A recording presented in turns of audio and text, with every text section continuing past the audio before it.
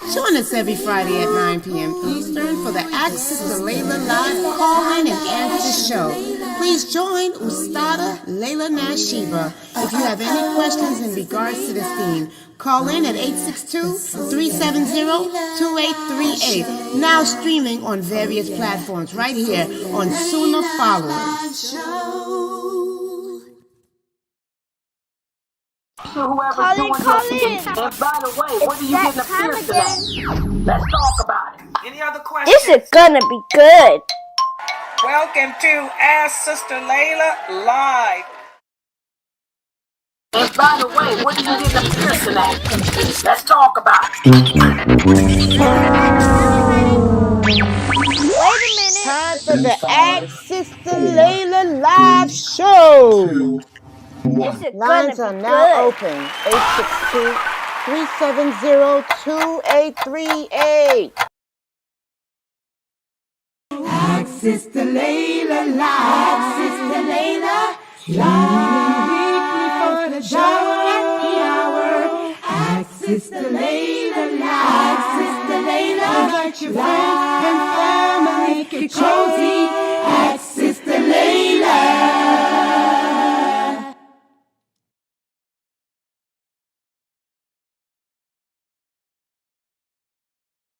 What happened?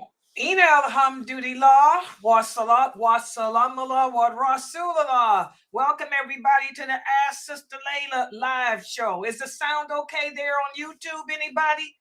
Because, you know, since those issues we had yesterday, I don't want to ever repeat that. Is the sound good on YouTube? Yes. I mean, not here, Sabrina, you're not on YouTube. On YouTube. Yeah, it's good. Oh, okay, good. Okay, hold on, let me, yeah, I want to make sure because I'm telling you, yesterday we missed so much of that introduction. And by the way, the lectures from yesterday, I have posted them. A couple of you were asking of the wonderful lecture that Dr. McBride did. Yes, it's I did edit it and I posted it up on our YouTube channel under videos. You will see it, the edited version. It's just that nothing I could do for that intro. And I really feel bad about it because Dr. Jamali gave such a wonderful intro. And, you know, but inshallah, we learn from our mistakes. Inshallah, that will never happen again. I think the women know to get on that microphone and talk, whether it kills them, they're going to have to take the mic because I can't replace that. But anyway, the lecture is there. And by the way, just to let everybody know, I talked with Dr. Jamali today, and we've decided the book that Dr. Daniel McBride, the book that he wrote, it took him all these years to put that book together.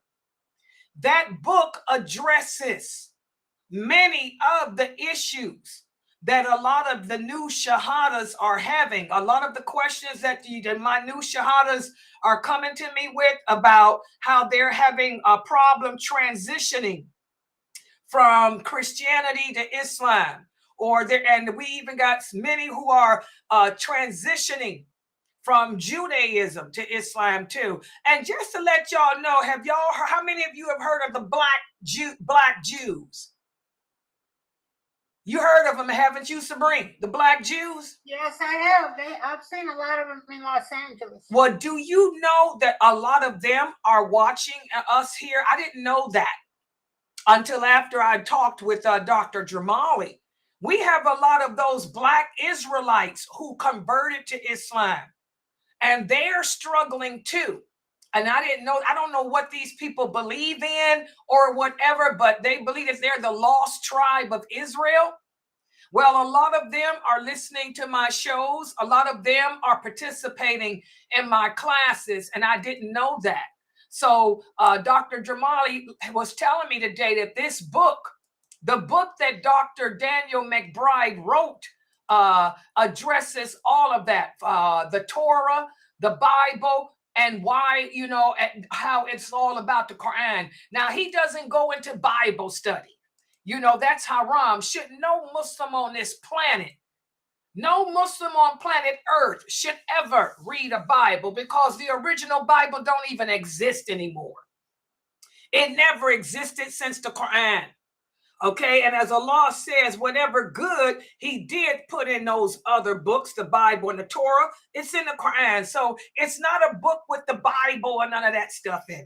Okay, but what it is a book that he put together, that Dr. McBride put together, addressing some of the concerns, from what I understand, addressing the concerns that many new shahadas have that's hard in their transition. And so what me and Dr. Jamali came up with today, really was Dr. Jamali. He decided that perhaps it would be better, since we have so many new shahadas. I have 25 new shahadas, me and Mukhtar. You know, a lot of them came from Mukhtar too. Me and Mukhtar got 25 of them here. Well, Dr. Jamali got some of those Black Israelites who have converted. They're here.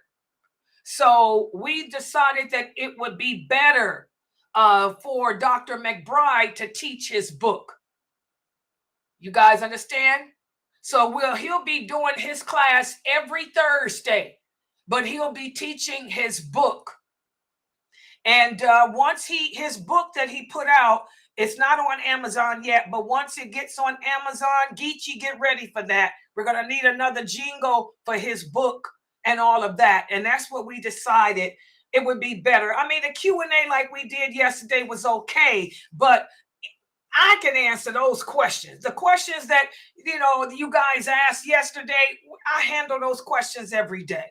Okay, but we need to go into depth about how Islam is not like any other way of life, how Allah addresses relationships in the Quran, how he addresses what the role of a husband is, the role of a wife, the role of children, and all of that. So that's what we'll do. And I'll get more information on you about that class, about once the book is, he said the book should be there by next week, inshallah.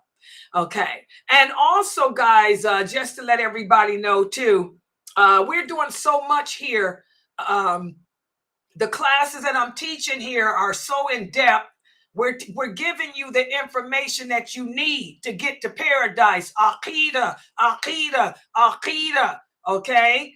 And then we have the seerah, the stories of the Prophet Muhammad sallallahu alaihi wasallam, the stories of the companions, like Brother Mukhtar's teaching. This is the history of Islam.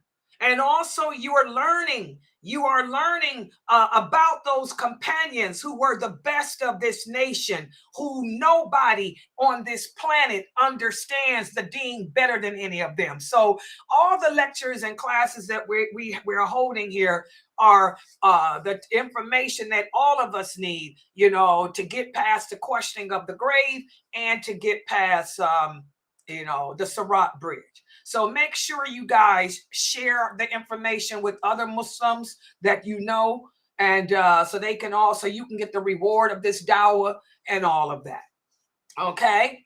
And so also let everybody know that's the number. Any questions that you all have about Islam, you can type them on the screen. Start typing them now, because, I have Sheikh Morsi on standby, and also Dr. Jamali is around too. You can type your questions on the screen if you are on Facebook, YouTube, LinkedIn, DLive, Twitter, any of those 5 platforms. I will be able to see what you type. Facebook, YouTube, LinkedIn. Yeah, that's where my Arabs are. My Arab people are on LinkedIn. Yeah, and DLive. DLive is a gaming site. Somebody asked what DLive is. That's another. The kids like the game.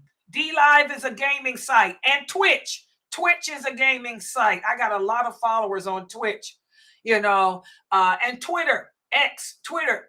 If you're on there, I can see what you type.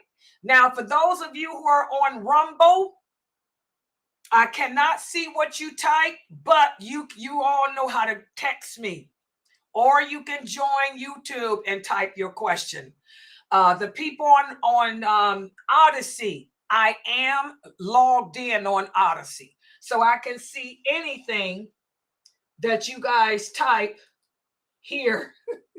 I'm looking on here now. Let me type salam. I can see anything that you guys type here on Odyssey. Yeah, that's me. I'm here. Okay. All right. Yeah. Walaikum salam. I got my laptop going over there.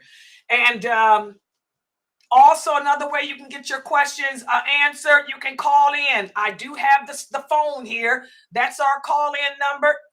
Don't call my personal phone. You ain't getting no answer. But that's the phone. 862-370-2838. 862-370-2838. I have it right there on the screen. That's the phone number. You can call in your question if you want to be anonymous. Or you can type your question in our WhatsApp group. Most of you are in our WhatsApp group. Sister Fatma, y'all going to be keeping an eye on that group too, right?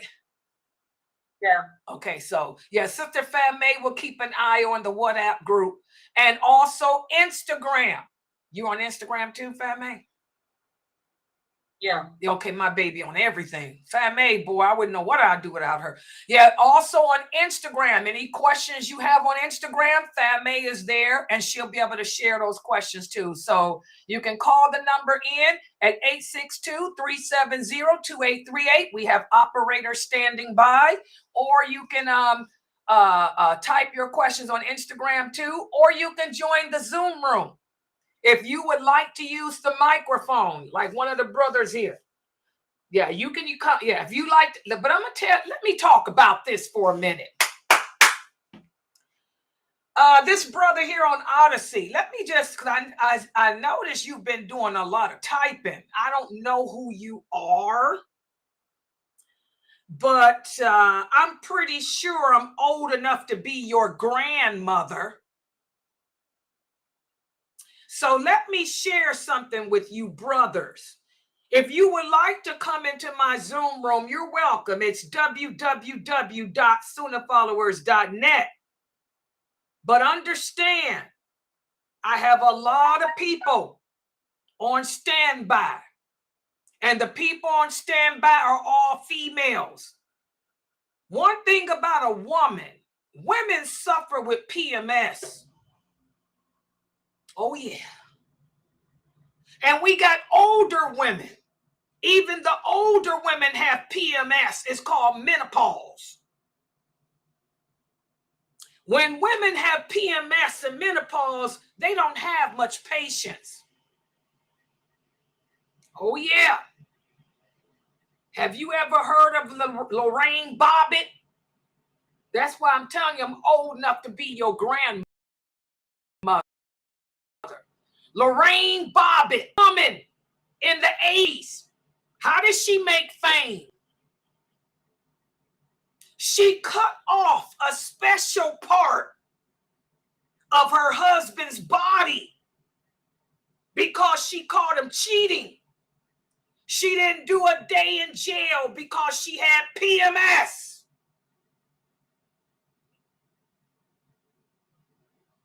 So let there be some advice to you brothers. If you do want to come into the Zoom room and use the mic, understand that you better come with a question. Do not come to try to be a teacher or a scholar, because the boss daddy of this website is named lailanasheeba. Okay? So word of advice to the wise. Don't get on that mic thinking you can challenge me or teach or correct, because I don't take corrections from nobody except one person. And his name is Abu Atayib. That's it. If you ain't Abu Atayib, don't get on that mic, because you out of your league. You got it, bro? All right. That's right. This ain't no young girl you playing with. All right. So I just want to give that advice to the brother here on Odyssey. Yeah, he's apologizing. Alhamdulillah. You apologize? Alhamdulillah. Yeah, how old are you, brother? Just for the record. I would assume you between the ages of 25 and 32. Am I right? And you think I'm what? You think I'm 20 or 30? You think I'm new to the game, right? You think I'm your equal, right? I'm 63 years old. I got great grandkids somewhere out there. So I'm the wrong one. You got it?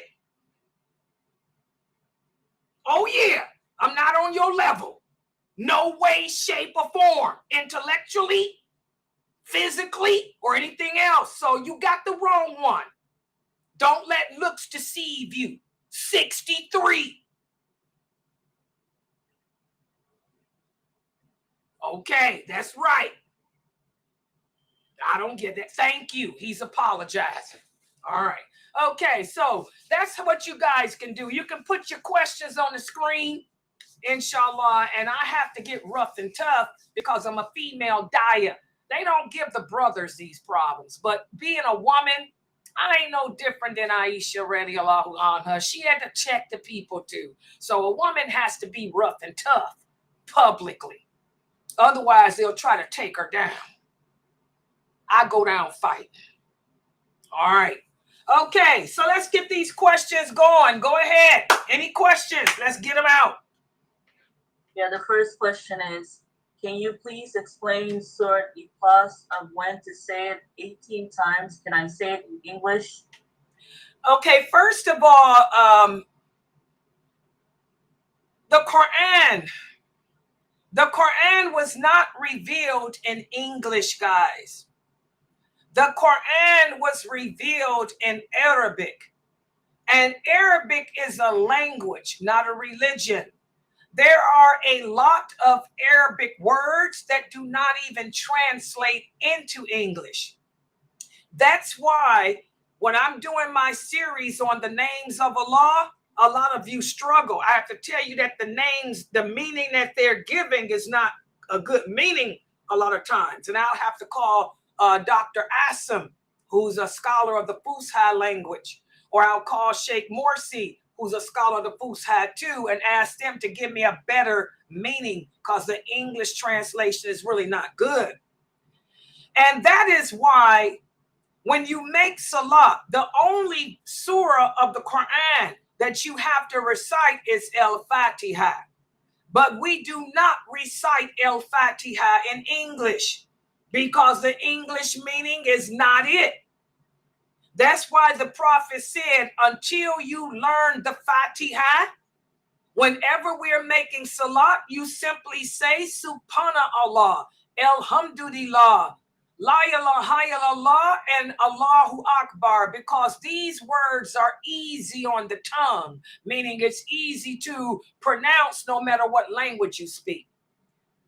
And I know there's a lot of people that may tell you that you can say the Fatiha in English. This is incorrect. No, you cannot. Plus, reading off a paper. If you're reading the Fatiha, how can you focus? You simply say Subhanallah, Alhamdulillah, La ilaha illallah, Allahu Akbar, until you learn it. So if that's the case with the Fatiha, then that's the same case with the other verses of the Quran. You learn the meaning in English. But if you're going to recite the Quran, Brother Abdullah, you recite it in the Arabic, because the English is the meaning. But if you want the reward of a surah, you recite it in the language it was revealed in. Do you understand? So Surah Ikhlas is real easy to learn. It's one of the smallest surahs of the Quran. I learned the Ikhlas when I was a child. In fact, it was my godmother, Sister Kalima. She was the one that taught me Qul Hu Allahu Ahad. I learned it in 2 hours. My godmother, I remember when I was around 8 or 9 years old, my godmother came over and said, Laila, say Qul Hu Allahu Ahad, and I repeated after her. I learned Ayat Kursi in 1 week from the Imam of my masjid, who was Mukhtar's father, Imam Mutawa. For those of you who know Imam Mutawa, I learned the the Ayat Kursi from him. In 1 week, he had us learn that. So, you know, and I remember him even telling us, you know, that English ain't gonna get it with that. You know the meaning of it. And I remember him telling us, and I was only 12 years old. I was 12 years old. And I remember Imam Mukhtar's father, saying the English ain't gonna get it. He said, y'all need to learn this in the Arabic. And he came and made us all learn it and tested us on it. So the same thing with the class, learn it in Arabic. Until you learn it, just don't say it. Because it's not, you don't have to say it in your prayers anyway. Okay? And in regards to what Sheikh Saud was speaking about, Sheikh Saud was speaking about the many different names of Surat Ikhlas, and he was speaking about how Surat Ikhlas is a protection for us. Once you learn it in the Arabic, Brother Abdullah, Surat Ikhlas is a protection for sickness, and it'll also protect you from the jinn and all of that too. But you have to, if you wanted to serve that purpose, you need to learn it in Arabic. And Allah made it short and easy on the tongue. Okay? And you don't have to say it 18 times. You don't even have to say it 3 times. All you have to do is say it 1 time. That's the beauty of this religion. That's the beauty of the Quran. You don't have to say them a certain number of times for them to be effective. All you got to say it is once. Okay, so, learn Surat Ikhlas in Arabic. And by the way, let me remind everybody, Monday through Thursdays at 10 o'clock Eastern Standard Time, you can join my Zoom room. Brother Abdullah, join the Zoom room, and Brother Malik. Brother Malik is one of my students, and he will work with you to teach you Qul Hu Allahu Ahad. Yeah, so he can have you memorize it in 2 weeks, inshallah. Okay? Because it's one of the easiest surahs. Most of the kids learn it when they're kids. Yeah, but no, you have to learn it in Arabic, not English. And you don't have to say it 18 times. You can say it 1 time. And Allah knows best. Yeah. Any other questions about that? Everybody else good on that? And by the way, next week, Sheikh Saud is going to take everybody through the meaning of the Surat Ikhlas. He's going to tell you what it truly means. His Arabic, he's a scholar of the Arabic language too. And also, he's excellent in English. So he'll be able to break down the meaning of it to you very well. Yeah, he's a scholar of the Fusha too. We got some good teachers here. I'm telling you, the brothers that we have here are bona fide. We got real shoot here. We ain't got no fake bladed people here. Alhamdulillah. Yeah. Any other questions in there? And by the way, for the people in Zoom, let me remind you, if whoever's in Zoom, if you have any questions, don't send them to me. Don't private message me, because even though I'm facing you, I'm not in Zoom. I'm on a streaming program. I can't see anything that's going on in Zoom. I can't see no names or anything. So, and I definitely can't see any messages. So any private messages, send them to Sister Fame. Inshallah, Sister Fame can answer them. Yes. Sister Sabrine, did you have something you wanted to share with us? I was just, yes, I did in the class today, not today, but recently I have been aware of and very grateful for one of the being able to understand when you teach us about how many times the religion is looked at when a woman differs in the way she discusses or explains what she has learned in the religion of Islam, how it's not always looked, I mean, it's many times it's looked down upon. At least that's the impression. If I'm wrong, may Allah forgive me, and may somebody please clarify this. But many times I have brought different subjects up. Like right now, I am learning more about the fitra. And it is like an awakening for me, because it's like a shining light to me. And I see that it's positive. I see it as a blessing from Allah, because it helps me to look at myself and the religion of Islam in a more positive, learning way. But it's not always taken that way. You know, I have had brothers seem like they were, you know, the way that they corrected me when I said that I am searching for my fitra. I did not mean that I'm out looking for a broom or something physical. I'm searching for something spiritual and within myself. And they could not seem to understand that.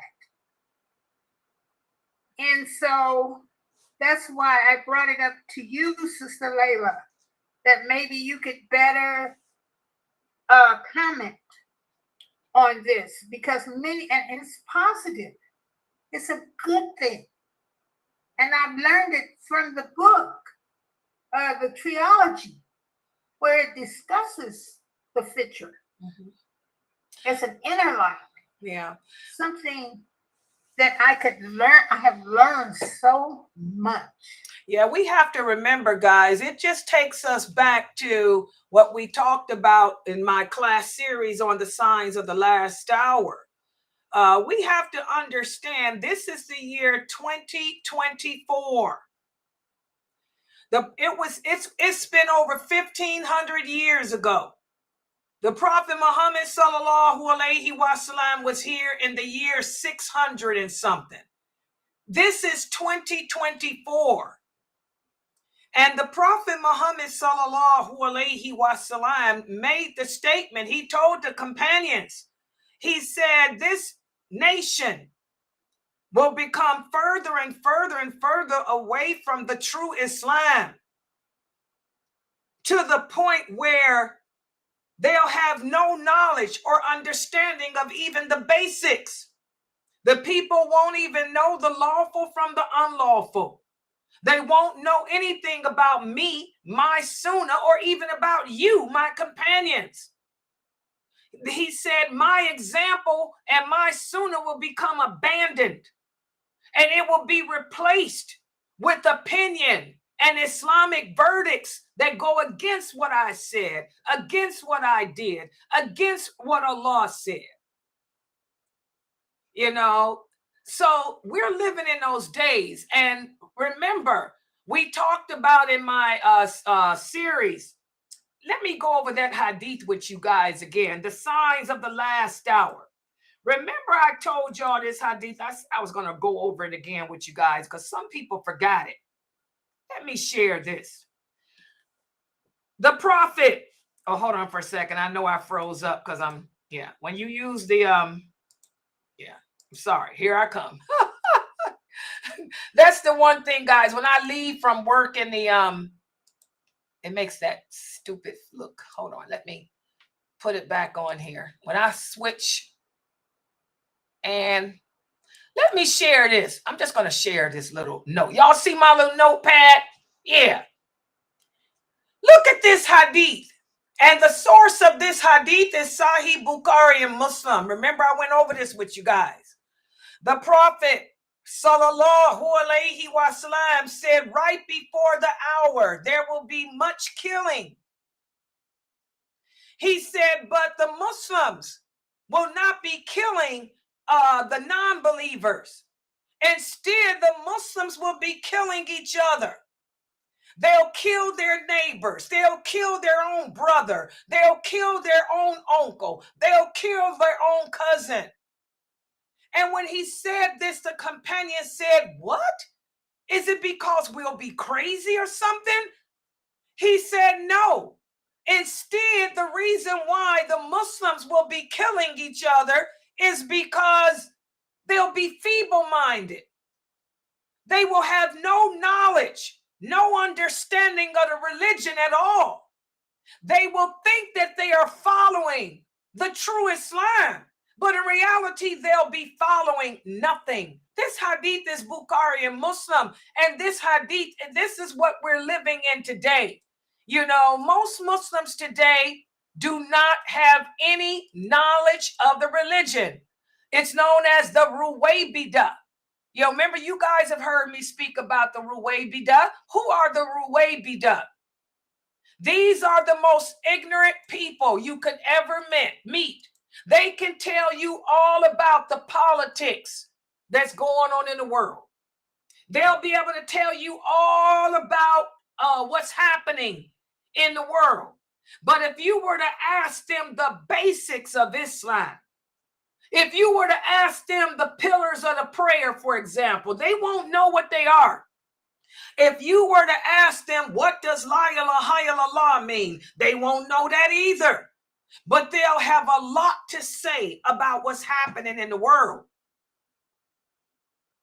These are the people that will also issue Islamic verdicts that go against what Allah said, what the Prophet said. These are the people that will tell you this is haram, that is haram. They will change the religion.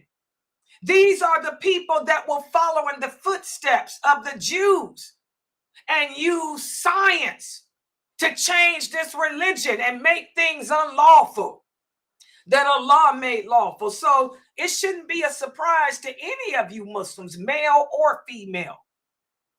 That's why I was telling you guys earlier, we have to be careful how we behave with each other. Don't argue with people. Don't debate with people. Because like the Prophet said, it'll be so bad that you will argue with an ignorant man who doesn't know the religion, and he'll end up killing you as a result. That's happening. You'll argue with an intelligent man, and that man will hate you. That's happening. So this is why I've been trying to tell you guys, I know a lot of you, your fitra has been reawakened. You feel pumped because you've never felt this close to Allah in a long time, because you guys are learning Islam in its truthfulness with the understanding of the companions, not the understanding of a madhab or a sheikh. But like I told you guys the other day, nowhere does Islam say that we have to go knocking on people's doors and forcing our knowledge on them. Nowhere does Islam say that it's an obligation of each and every one of us to take the knowledge that we have learned and go throw it up to the people. No, we're only obligated. And I want all of you, Sister Sabrina and everybody, to pay attention. As Muslims, we are only obligated to share this knowledge with those who come seeking it. That's the difference. I'm not going to go to a pompous person. This brother here who thinks he knows the deen. He thinks he knows the deen so much that he's calling himself a mufti. That's an arrogant, pompous idiot. What would I look like going to him trying to share my knowledge? He's going to turn on me and flick me away like I'm a cockroach because he's already suffering from pompousness and arrogance. The title that he's given himself is proof of that. So what you brothers and sisters are going to have to do, which is what I've been trying to tell you, share your knowledge with the people close to you, the people who love you. Save your family. Share it with your children, your husband, your brother, your sister, who love you and who really wants to learn. But going to the mosque thinking that you're going to share it with that mufti who called himself a mufti when he ain't no mufti. That's an arrogant title. Moses learned that lesson, that we don't call ourselves no mufti. Okay? Thinking you can share the knowledge you learned here with him or anyone that ain't seeking it, you're putting yourself in a bad situation, because these are the days of killing. These are the days the prophet said we will kill each other over nothing, because we're emotional, we're arrogant, we think we know the deen because we got a title. So y'all got to be careful. Be selective who you talk about this religion to. I'm going to be honest, because true dawah is not from your tongue anyway. True dawah is from your behavior, your actions. That's dawah. We give dawah through our actions. The people can look at you and see how you're living your life, how you're carrying yourself. That's showing them that you are upon the right path. How you conduct yourself, the choices you're making in life, that's the dawah. But when it comes to opening your mouth, unless a person comes to you seeking that knowledge, I wouldn't offer it. Because if you offer it, you might end up in a bad place. It's happening. People are getting shot down, gunned down, attacked. Not by the non-believers, but by crazy Muslims who are quick to call you a kafir because your way of thinking is not like theirs. So you brothers and sisters have to be careful. Only if they come seeking it. If they're not seeking it, show them through your actions, like I do. I show people through my actions. In the real world, I don't sit around talking about my religion to nobody. I carry myself with dignity, humility, and balance. And the people know she's a queen. Oh, yeah. I act like a queen in the public. And that's how I get treated. Okay? All right. So I hope that helps with that. Yeah, any other questions or comments on that? Go ahead. Here's a question on Facebook. The sister said, since last Thursday, I'm in the hospital due to shortness of breath and coughing, and I was not able to make wudu and pray properly. So pray without wudu and just pray 2 instead of 4 for duhur and 2 rakats for asr. Now they give me separate rooms and I can make wudu, but not able to wash or wipe my feet because the nurse won't let me and saying you can't bend your knees. It's not safe for you for the hospital. So I only wash my hands, mouth, nose, face, and 2 arms. Is my salat acceptable? Yes, it is. And by the way, you should be combining. Don't just shorten the prayers, combine them, because that's when combining the prayers is lawful when you're sick. Pray Dhuhr and Asr together and pray Maghrib and Isha together. And if you cannot make wudu for any reason, you pray without the wudu. And if all you can do is make wudu on your hands and face, then just do it on your hands and face. And Allah will give you the reward, because Allah knows what you would have done were you not in the predicament that you're in. So yes, your prayers are accepted. Okay? And that's for everybody. And remember, whenever you get sick, you can combine. Even at home, if you're sick with the flu or something, you can combine. Yeah, traveling's not the only time. And Allah knows best.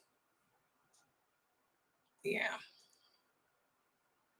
The next question is, what are some good cities or states that have a strong Muslim community that you would recommend to raise a Muslim? I can't recommend nothing because we're living in the days of fitan, the days of the Ruwaybida. I don't think nobody on this planet can answer that question. None of us on this planet can answer that question because there's fitna everywhere. There is no such thing as an Islamic utopia. Even if you went to Mecca, that you will not find an Islamic utopia. There's no Islamic utopia anywhere on planet Earth. Those days are gone. Those days disappeared with the companions. So you have to just go wherever you feel comfortable. Does everybody understand that?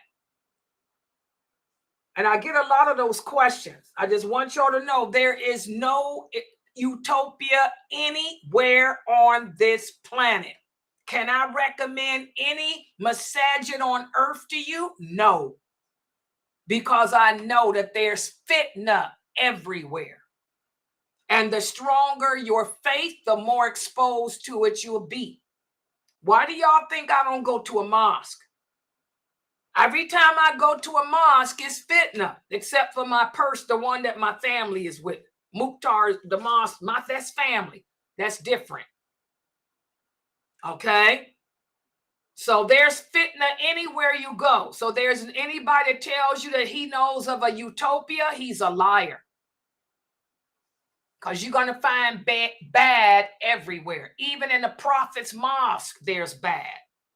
So there is no such thing. And Allah knows best. Next question. There are a few questions from here. The first one says, if people want to give you gifts and flower on your graduation, is that the same as imitating the Kafir? That has nothing to do with anything. That is nothing but a person giving you a gift because you graduated. It's just what it says. You graduated from high school, so I'm giving you a reward. That's called a reward. That's not the same as celebrating a holiday because it has nothing to do with a holiday.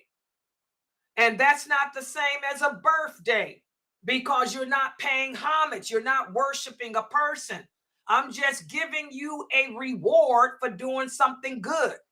We should reward each other for doing good things. So if somebody, your parents want to give you flowers as a reward for graduating from college, alhamdulillah. If somebody wants to give you $100 for graduating from college, good job, well done. So a reward is not the same as a gift of worship. That's not a gift of worship. That's a gift of reward. Gifts of worship are haram. Y'all understand that?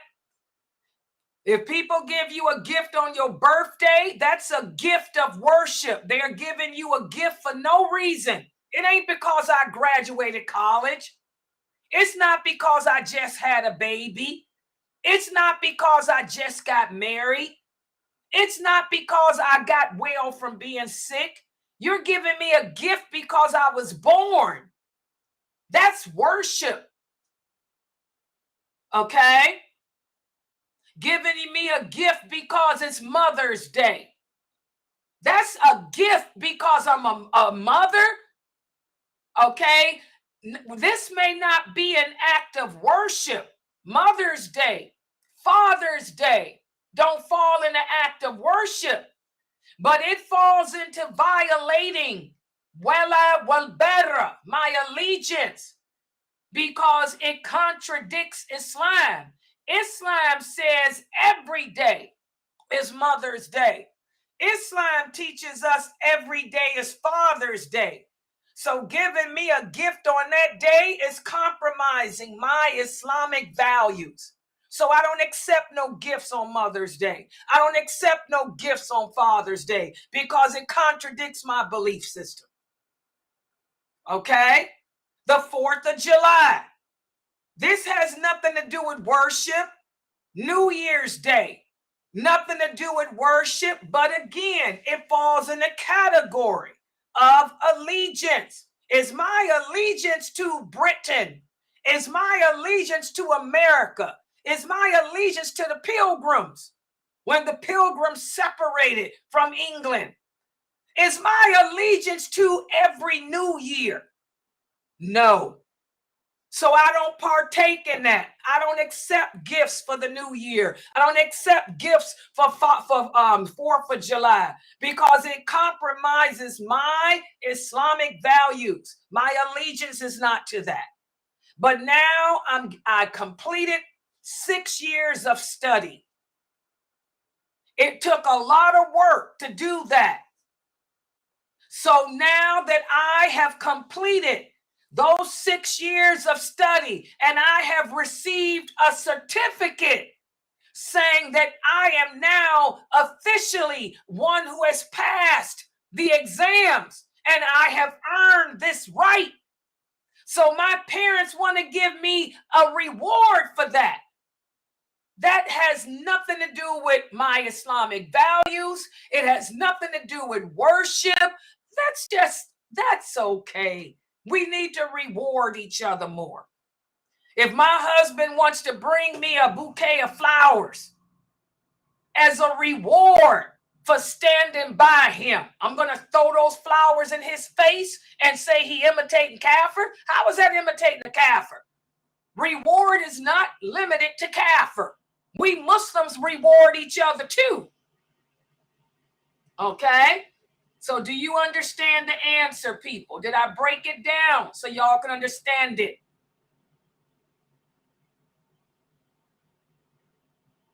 And besides that, you ain't even celebrating nothing. Giving me a flower because I completed a study, that ain't no celebration anyway. We ain't having no party. You just give it, this is a reward. Reward. I'm going to send you flowers, Sister Laila, as a reward for teaching us, to show my appreciation for you teaching us every day. You send me flowers. That's a reward of appreciation. Nothing to do with Islamic values. We're supposed to appreciate each other. We're supposed to reward each other. And Allah knows best. Everybody understand the answer? So anybody that tells you that that's imitating the Kafir, that's a person who again falls in the category of the Ruwaybidah. The Ruwaybidah do not know the lawful and the unlawful. They do not know what imitation of the Kafir means. To imitate a people means to do something that is specific to them. Since when did non-Muslims, were they the only people that rewarded anyone? The Prophet rewarded his companions.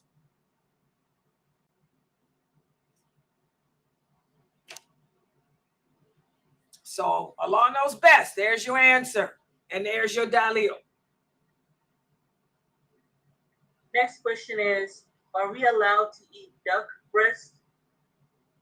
Okay, only Allah, it has the authority to make things haram.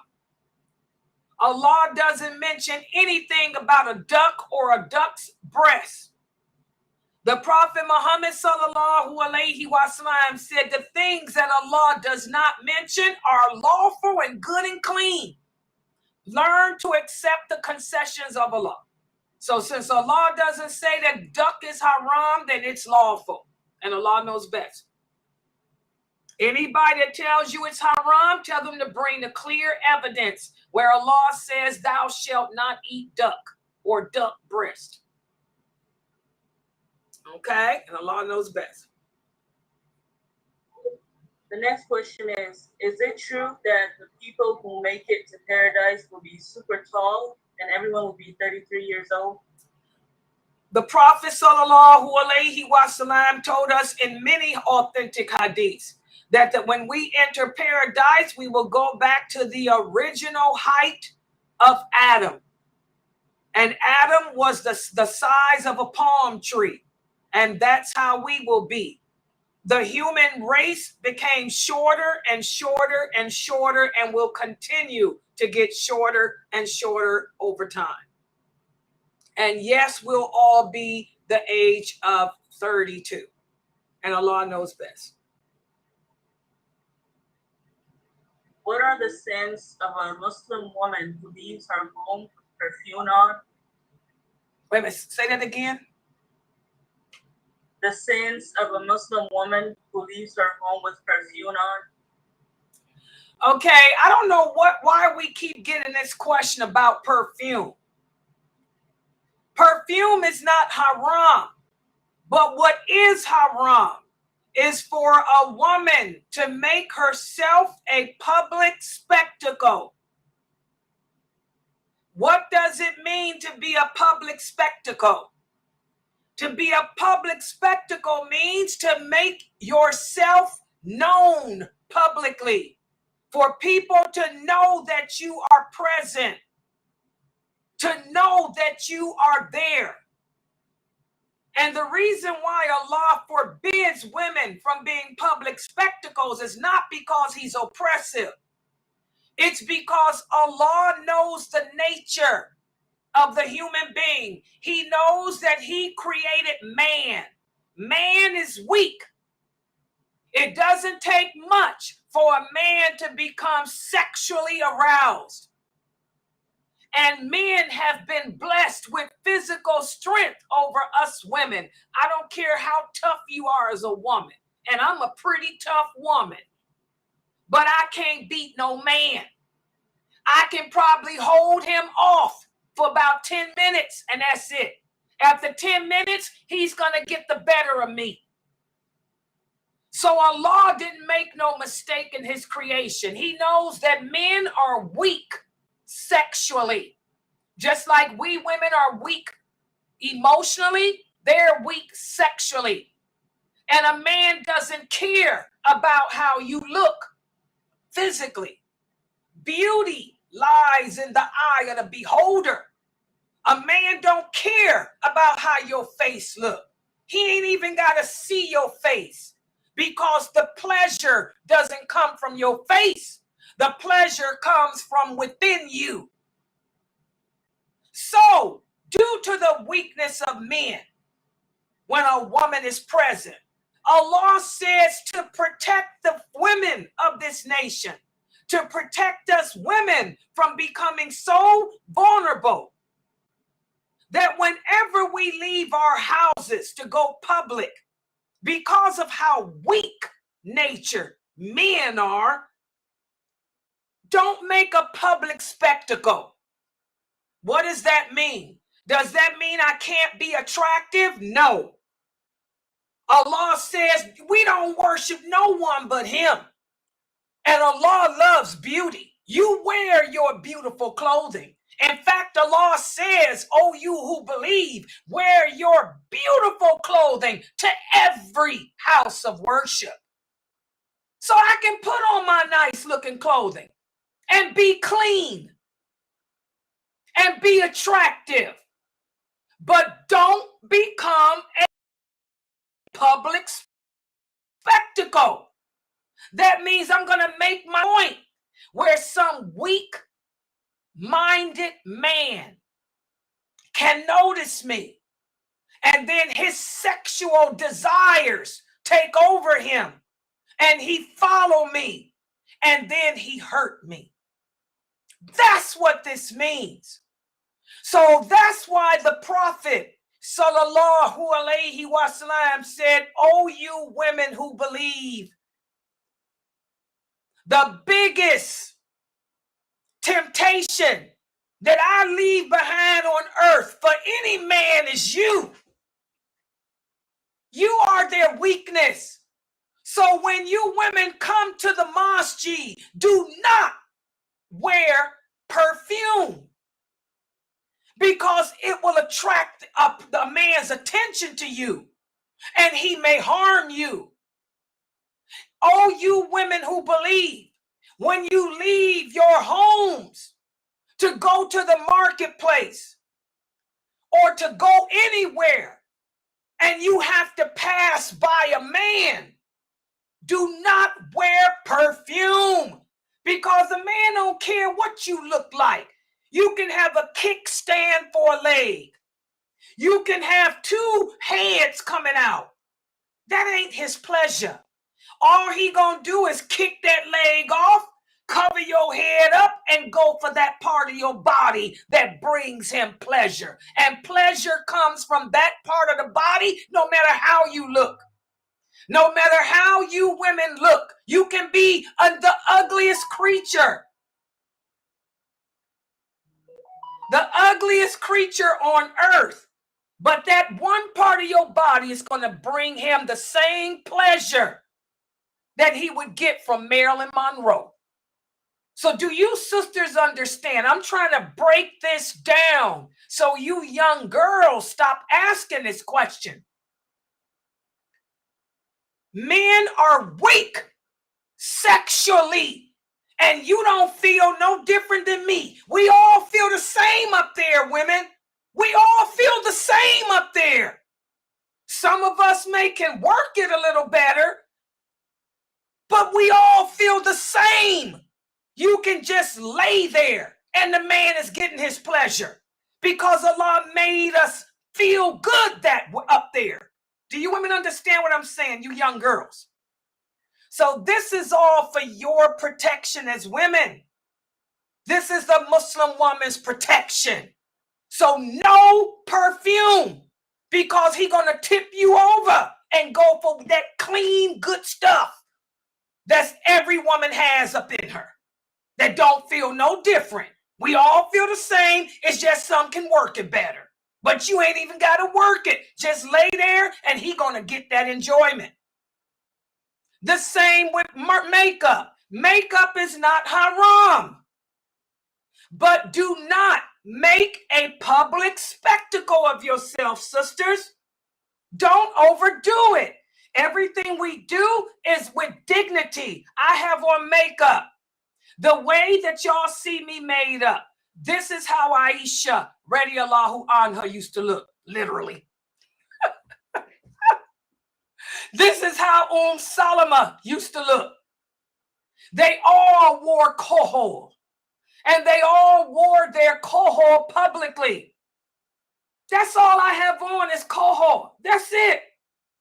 We can wear makeup. But what we cannot do is become a public spectacle with it. What does that mean? That means I'm going to put on like what a lot of you sisters are doing. What a lot of you sisters are doing, putting on those fake eyelashes. Those fake eyelashes, bringing it up, looking like cows. Looking like caterpillars. That's a public spectacle. Putting on, what's that stuff they wear, that shimmer stuff. There's nothing wrong with you wearing eyeshadow. I don't have any on today. But sometimes I'll put on eyeshadow, but it's the color of my skin. It's natural. I wear the natural colors. When y'all see me with eyeshadow, it's because I got anemia. I am anemic. Sometimes I get so pale, I look like Casper the ghost. So I'll put on some eyeshadow. Aisha wore eyeshadow. When the people slandered her, accused her of adultery, all her hair fell out of her head. She lost the color of her skin. She lost a lot of weight.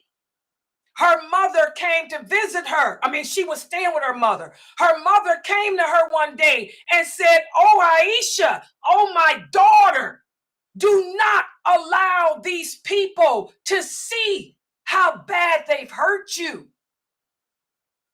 So when you go outside, let me fix you up." So her mother, women been wearing makeup for years. Her mother took the petals of roses, put it on her lips that were pale. She took some flowers, the desert rose, and put it on her cheeks to put color to it. And she took the desert rose. The Arab women love the desert rose. And put it on her eyes. This is all history. To give her some color. And then she pinched her, kept pinching her. She said, oh, my daughter, do not let the scandal monger see how broke down they've made you. So when Aisha left to go answer the call of nature, she walked with her head up, her mother with her and the other women with her, you know, because she didn't want them to see how broken she was. So makeup is not haram. The prophet's wives wore it. All women wore it. Cleopatra wore it. King Tut's wife wore it. Makeup's been around since Allah made Eve. Ain't nothing wrong with it. But the way a lot of you sisters are wearing it is bad. Y'all looking like prostitutes. You're becoming public spectacles. You're bringing unnecessary attention to yourself. My eyebrows are natural. Just to answer a couple of questions, because a couple of these brothers, I seen what y'all typed about me, that I'm supposed to be, what is that? What's they call it? What is it called? I don't do that. What's it called? Whatever they do. Photoshop. These is Laila's real eyebrows. I'm Arab. I keep telling y'all I'm an Arab. I got the dark eyebrows. I come from the originals. These are my real eyes. Anybody in person to tell you this is Laila. I don't paint myself up to bring attention to me. This is natural. My lips. I have natural pink lips. And sometimes they get red because they chap. So I'll put on tint. This is not lipstick. This is lip tint. So that you can't see my chapped lips or the blood sometimes. Sometimes I have blood mixed in there. Hello. This is real. This is how I look. Period. Okay? So makeup is not haram, but it's what you sisters do with it. If you're putting it on, going out the house to make yourself a public spectacle, so some man can throw you upside down and get inside that one part of your body that feels just as good as any other woman's, then you doing some haram stuff. So we don't wear perfume outside the house because a man can smell you and be like, that's it, gotta have it. And we don't decorate our faces with all that prostitute look. So a man can say, oh, got to have it. Flip it up, put a bag on it, and go for the inside. Do you young girls understand now? See, a man ain't gonna break it down to you like that. I'm a female, I'm gonna break it down. And I look at you women as my daughters. I look at you girls in my Zoom room as my daughters. Learn. Your mama should have taught y'all this stuff. All right. And Allah knows best. Is that clear to her? This perfume crap? Yeah, it's clear. And her last question was, if you pray the Jummah prayer at the mosque, is it as if you pray Duhur, or do I also have to pray Duhur too? Okay, that's probably one of my new shahadas. The Dhuhr prayer is the Jummah prayer. I mean, the Jummah prayer is the Dhuhr prayer. If you're at the mosque, praying behind the imam on Friday, it's only 2 rakats.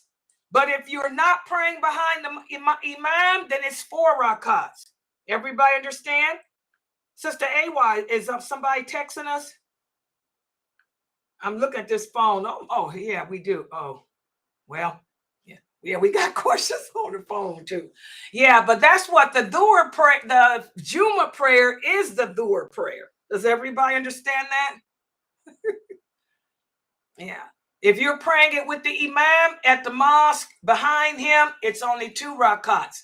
If you get to the mosque late and the imam has finished it, then you have to pray 4 rakats. You guys understand? Does that make sense to them? And I'm looking at your texts here too. I see it. It's hard to read this though.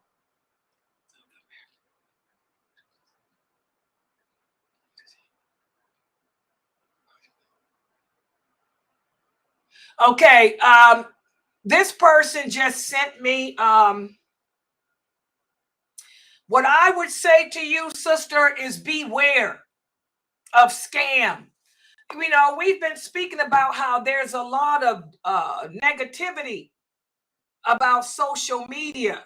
You're going to get a lot of people sending you a bunch of messages saying, oh, I'm dying, or I lost my children. Oh, I live in Gaza.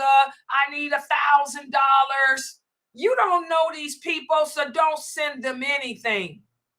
I'm telling you, don't send those people nothing. There's a lot of scammers out there. Even on my YouTube channel here, there's a couple of women who claim to be from Yemen, and they're not from Yemen, because I got an IP tracker. When you come on Laila's website, I can trace your IP. These women live right here in Washington, D.C., but they keep coming on my YouTube channel, you know, typing how they live in Yemen and they've been raped and every day they got a new story. And my thing is, if you live in Yemen, how the heck you on the internet? Because it's been bombarded like crazy, man. And how can your stories change like they're doing? So I just simply delete it. I block them and delete it.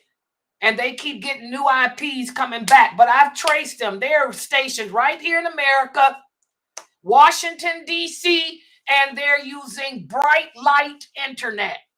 Bright Light Internet is not in Yemen. That's an American-owned company. So don't fall for the game, guys. Yeah. So I wouldn't don't send no money to these people that you don't know anything about.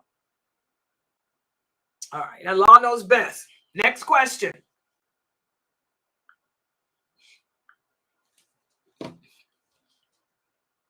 Okay, this question is going back to the birthday question. You see, the sister said, if you're not celebrating your child's birthday and instead give charity to the needy children back home and ask them to make dua for her child, is that lawful? No, because all that you doing is celebrating the kid's birthday.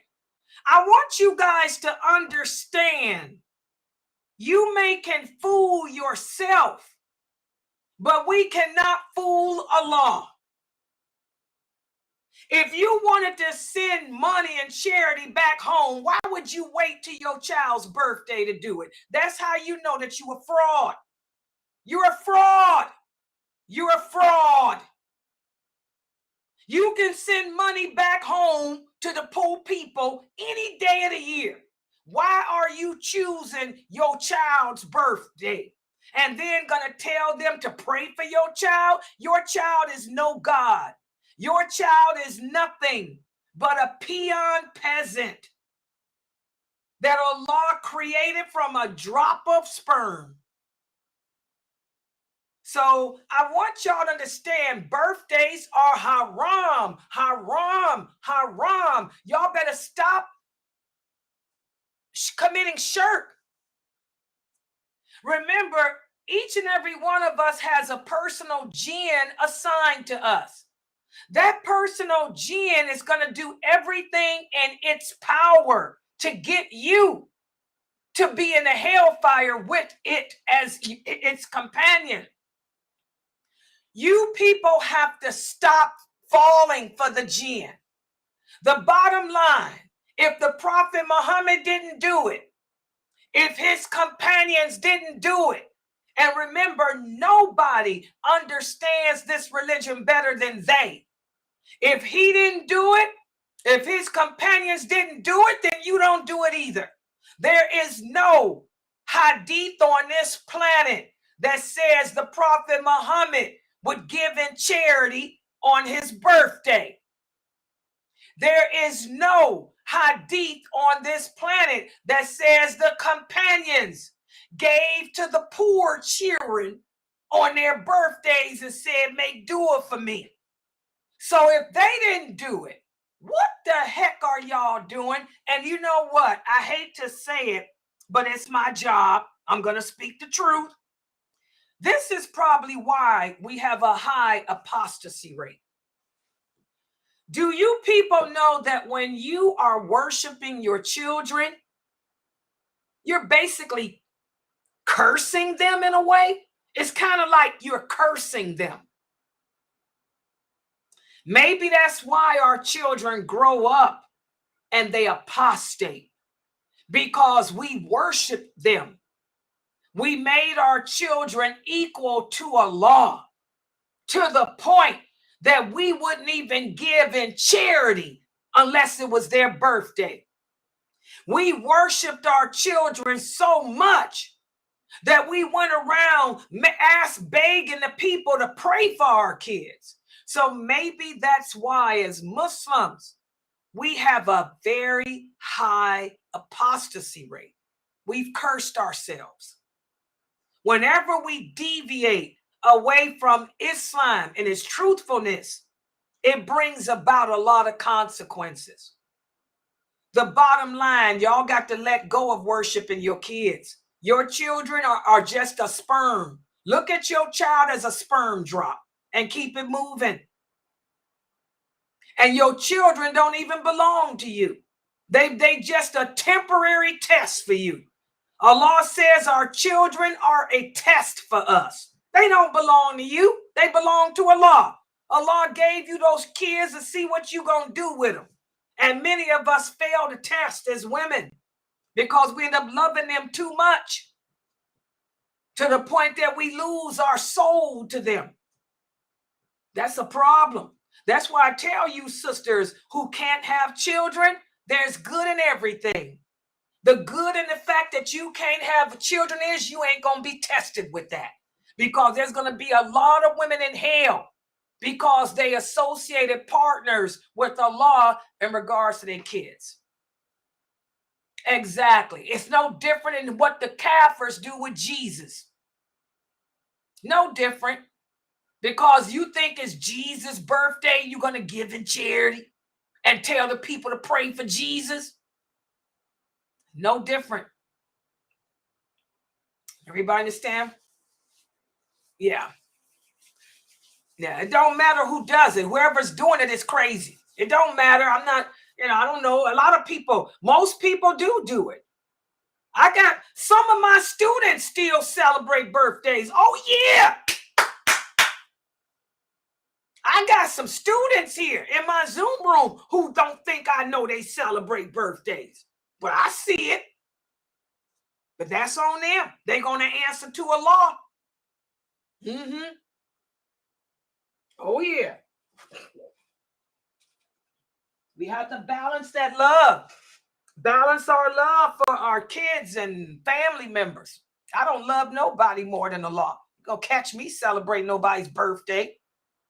Period.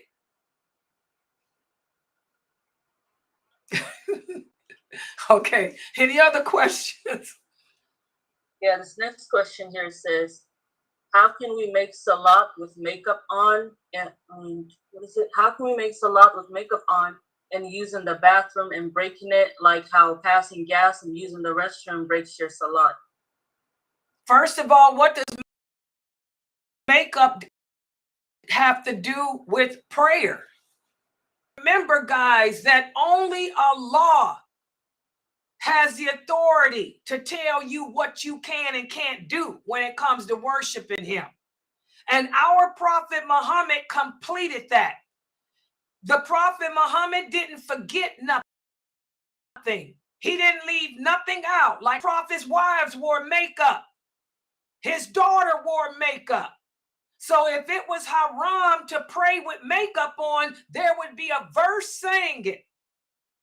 We cannot make our own rules. We cannot make our own laws based on our ignorance. Remember that hadith I read earlier. The prophet said the people in the later generations will be ignorant. They won't know the lawful and the unlawful. They'll base everything on their stupid opinion. And they'll kill each other over their stupid opinions that have nothing to do with what I said. So that's an example. What does makeup? Ask the person who's answering the question, what does makeup have to do with prayer? This person think that because I got makeup on, something's wrong with my relationship with Allah. I need more information. So what is the person asking? And what was the part about the bathroom? I don't even know what that's about. What was she saying about, what is he? Yeah, she's trying to put it together. She's trying to yeah, because tell her it doesn't make sense. I don't know what she or he is talking about. I think it's a he. Because it's the men with these issues about makeup. So let's hear your opinion, bro. It might be the dude off of Odyssey. It might be the dude off of Odyssey. Because it's these brothers that's got a problem. They like to try to make it. They want women to be kickstands that they can just turn upside down and have their way with. So tell wherever it is and put it together, because I don't know what they're asking about the toilet and makeup and prayer. What does the toilet, makeup, and prayer got to do with anything? I don't know what they're saying. All right.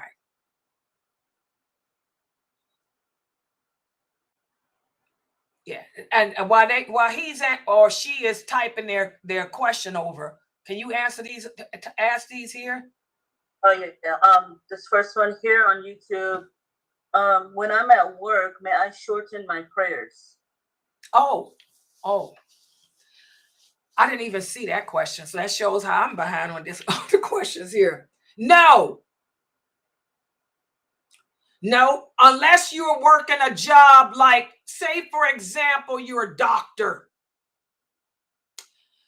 And I remember when I had one of my surgeries, I think it was the bariatric surgery. Yeah, when I had my bariatric surgery, my doctor, Dr. Siddiqui, my bariatric surgery, that was about 15 years ago, y'all.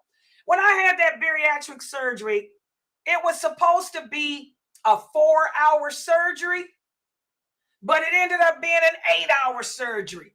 And I remember when I finally came out of the surgery, he said, well, Laila, he couldn't say Layla. He called me Laila.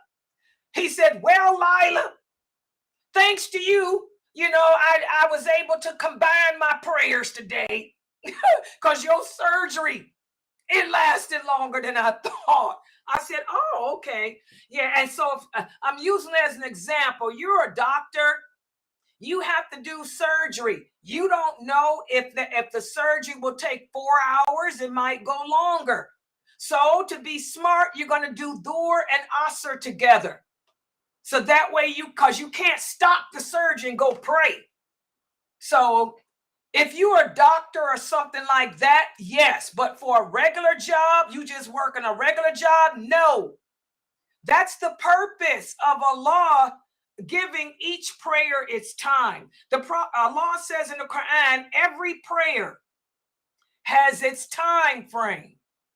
And the reason why Allah did that was he wants us to show him that we believe in him.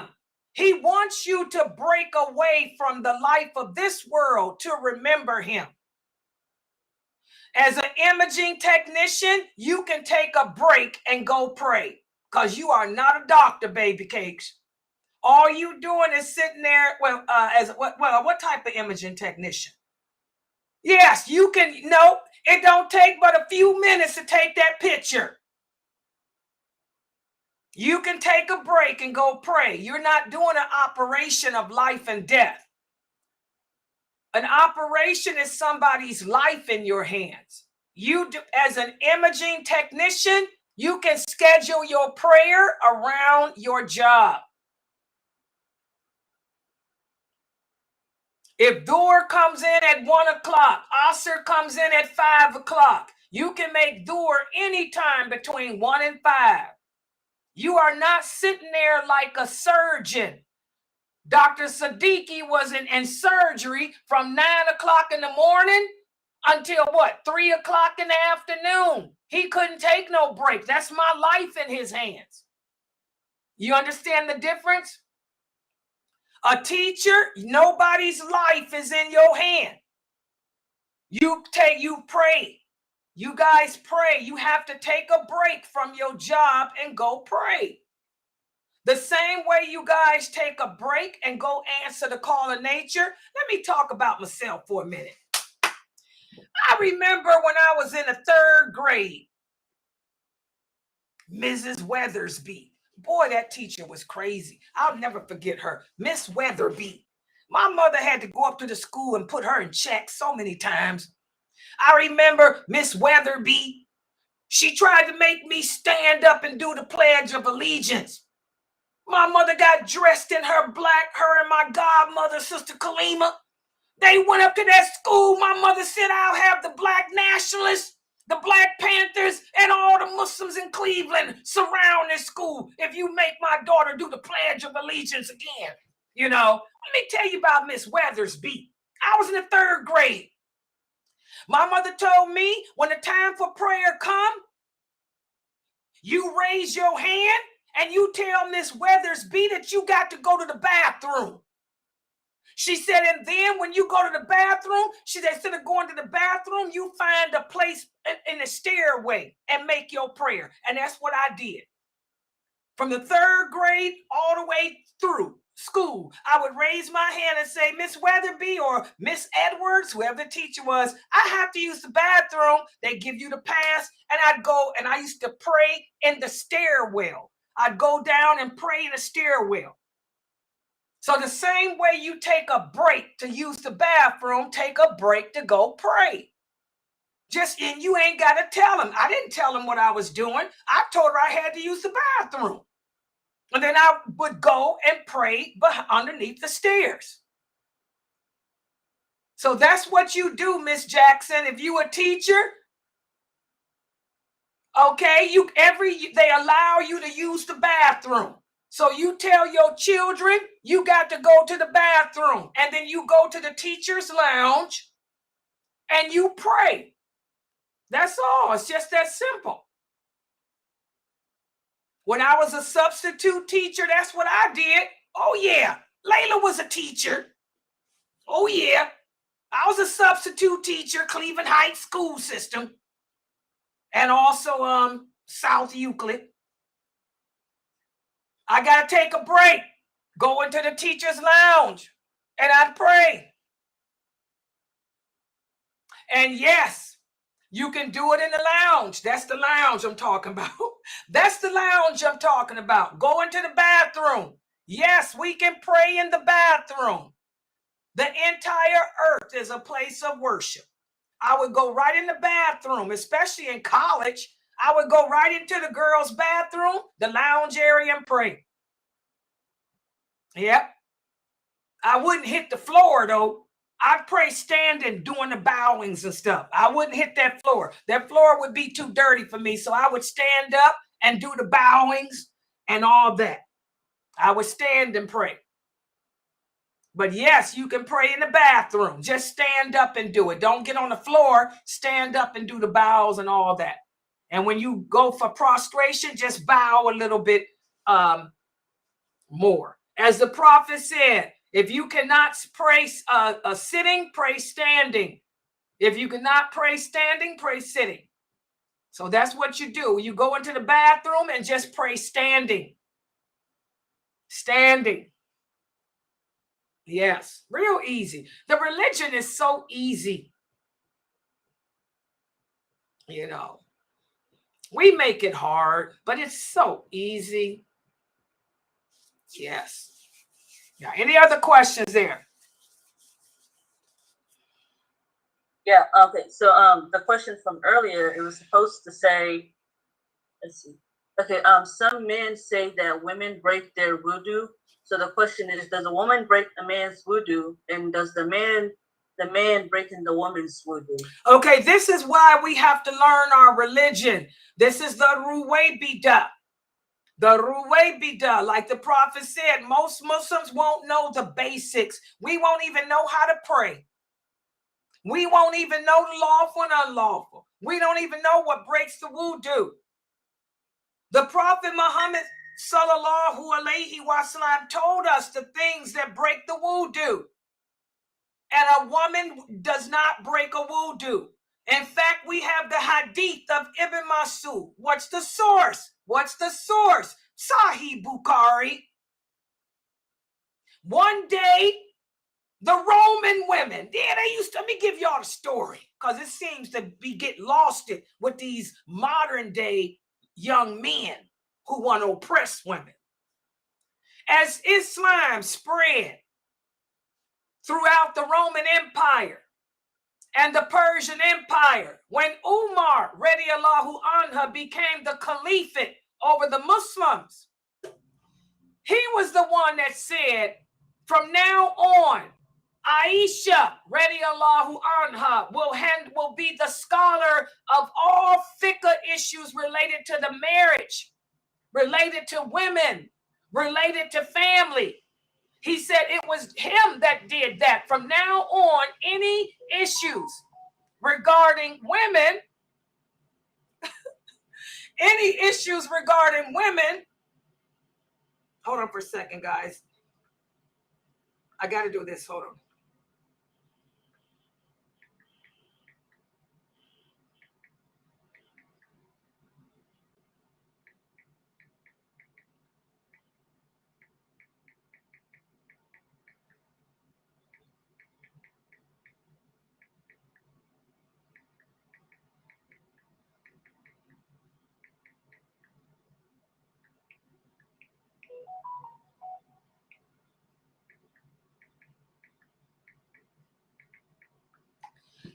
Yeah, he said from now on, any issues related to women, he said, you guys are going to have to take it to Aisha. But so we have the incident, whereas the women back then were just like the women are today. The jealousy that we suffer with. As Islam spread throughout the Roman Empire, the Persians, the women would come in delegations with their husbands to seek knowledge of the religion. Instead of going to Aisha, they would go to Ibn Masud, the same way today. Instead of you sisters coming here to me, asking me the religion, you rather go ask some man. Well, one day, the women were asking about the prayer. And Ibn Masud told them that 3 things break the prayer: a donkey, a dog, and a woman. If a donkey, a dog, or a woman walks in front of you, your prayer is broken. When the women heard that, that's when they ran to Aisha. Oh, Ibn Masud. And Aisha got mad. She said, first of all, I blame you women.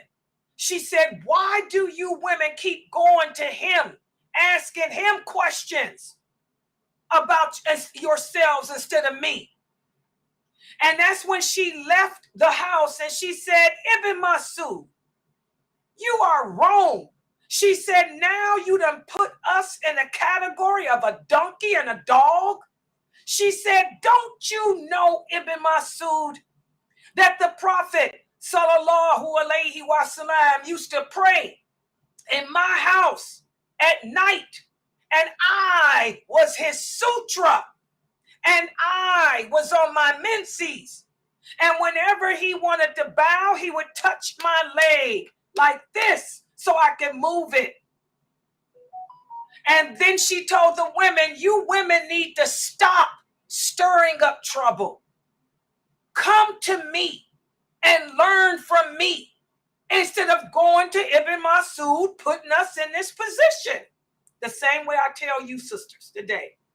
Like I said, history repeats itself. It just repeats itself.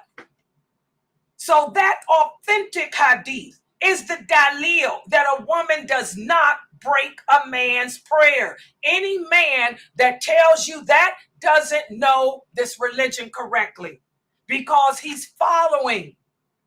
I repeat, he's following. I repeat, he's following a madhab, the madhab of Imam Hanafi.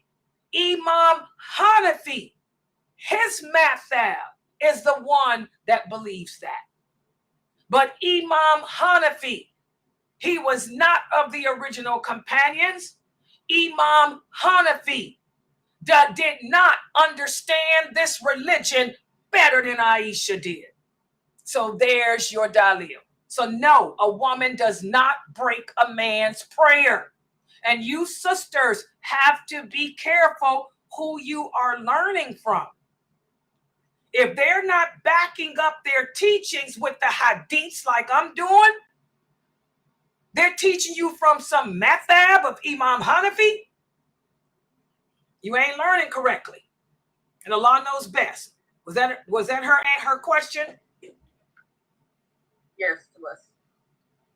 Okay. And alhamdulillah, Sister Laila, I got it. I see your text message, Sister Laila. We got it. Alhamdulillah. May Allah bless you. Yeah. Next question. Next question is, regarding my income versus my husband's income. My income, I can do whatever I want with, right? Or do I have to check in with my husband's first? And my husband's money, I have to ask him first. Okay, this is where these madhabs come in. And a lot of you sisters I can see who are coming here today with these questions come from madhabs. Okay, and again, we have to learn the religion with the understanding of those companions. No one understood this religion better than they, not Imam Hanafi, no one. Allah is clear in the Quran. A woman's money is hers. It's mine. That's one of the rights that Allah gave us women. We have the right to own our own property. We have the right to our own money and all of that. It's my money that I work for. It doesn't belong to him. I can do what I want with my money. Do I have to ask him? No, it's mine. Okay? His money. Allah is clear in the Quran that the man is the provider, maintainer, and protector. The money that he has is what's used to provide, maintain, and protect. We have a hadith. This is before Salama. Before Salama married the Prophet, Sallallahu Alaihi Wasallam, she was married to Abu Salama. And she had asked the Prophet, Sallallahu Alaihi Wasallam, she said, oh, a prophet of Allah. She said, if I want to help my husband out by taking some of my money, because Salama was not a poor woman. She said, if I want to help my husband out with the children by offering some of my money so he can help take care of the kids, she said, can I do this? And the Prophet Sallallahu Alaihi Wasallam said, yes, it will count as a charity for you. The simple fact that it's not your job. What's the source? This is Sahih Bukhari. Sahih Bukhari. He said the simple fact that it is not your job as a Muslim woman to provide, to maintain anything you do for Abu Salama's children will count as charity for you. Okay? So that hadith right there is the clear evidence too. A woman's money is hers. I don't have to use my money to buy the food or to anything. That's his job. It's the husband's job to provide, to maintain. But if I want to help him to do that, it will count as a charity for me. Do you sisters understand? You sisters got it? It will count as a charity for you if you should decide to help him with that. But it's not your job. Does that answer her question? Fame? Yeah, it does. It does. It's clear. Okay, good question. Yes, and then the brother here wants to know, when you are praying and you end your prayer because you have to use the bathroom, do you have to start the prayer over? Yeah, if you walk away from, he's making salat and he stops praying because he got to use the bathroom. Yes, you got to pray it over because you didn't complete it. And by the way, guys, a lot of us do that. A lot of times we'll try to keep our wudu, so we have, no. The Prophet Sallallahu Alaihi Wasallam said, and then this is another, all these hadiths I'm giving y'all are in Bukhari. and they're in Muslim too. The Prophet sallallahu alaihi wasallam said, if you have to answer the call of nature, go answer the call of nature and then pray. Because if you don't, while you're praying, you're going to be sitting there saying, let me hold it, gotta hold it, gotta hold it. That's going to mess up your khushu', your concentration. And the same with eating. If the food is ready, the Prophet sallallahu alaihi wasallam said, eat and then pray. Otherwise, you're going to be praying, thinking, oh, I can't wait to get that chicken. Can't wait to get that chicken. And it'll mess up your khushu'. But yes, if you were making salat and had to abandon the prayer to answer the call of nature, yeah, you got to go make it over. Because guess what? You got to make wudu over anyway. You done broke your concentration. You ain't facing the direction of the Qibla no more. Yes, you have to pray it all over. Exactly. And Allah knows best. The next question is, I don't know which hadiths are authentic and which are not, and when people are misunderstanding or misinterpreting the hadith, how do I tell when people are giving a good advice? And this is the problem today, because most people don't know the hadiths. Like the Prophet sallallahu alaihi wasallam said, the first thing that will disappear of the knowledge is his sunnah, the hadiths. The people will be able to recite the Quran, but they won't understand it because they won't know the hadiths. For you sisters, my students, I always tell them, if you're putting a project together and you want to use hadiths, only use Bukhari and Muslim, because all the hadiths in Bukhari and all the hadiths in Sahih Muslim are authentic. But even with Sahih Muslim, you got to be careful because there's a few hadiths that have been abrogated. Okay? So I tell my students to stick with Bukhari and Muslim so they don't be put in a compromised position. And for the rest of you, you're just going to have to be very, very careful who y'all listening to.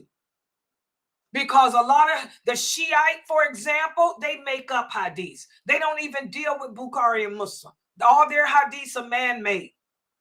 Okay? The Mu'tazila Sufis. The Mu'tazila, they use a lot of hadiths that are not authentic. Let me give y'all a couple examples. Paradise lies at the foot of the mother. That hadith is not authentic. It's fabricated.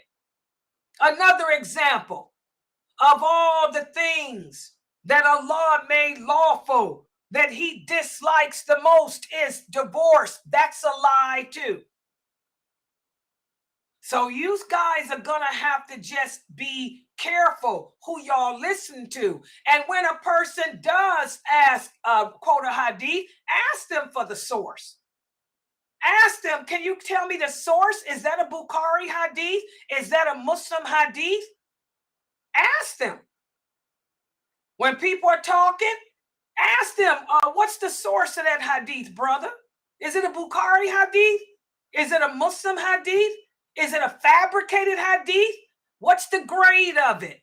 Who graded it as Hassan? Hassan means it's good. Ask them, what's the grade? Is it daif? Is it weak? Did Sheikh Albani say that it's authentic? You know, did Tirmidhi say it's authentic? You know, y'all got to ask the right questions to people.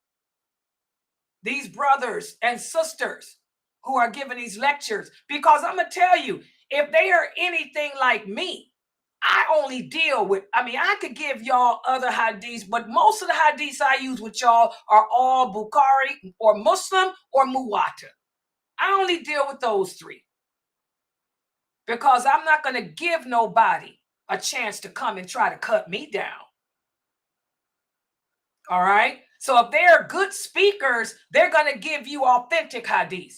If they're really people of knowledge, they're going to use what's authentic. So you ask them, what's the source? And by the way, Riyadh al-Salihin is not a source. The 40 hadiths of Imam Nawawi is not a source. If they tell you the source is Riyadh Salihin, that person don't know anything. I wouldn't listen to him about nothing. Or if they say the 40 hadiths Imam Nawawi, that's not a source either. I would say, thank you, have a good day, and I would be done with that person. Because that's a person that doesn't even know what a source is. So that's the only thing I can tell you guys.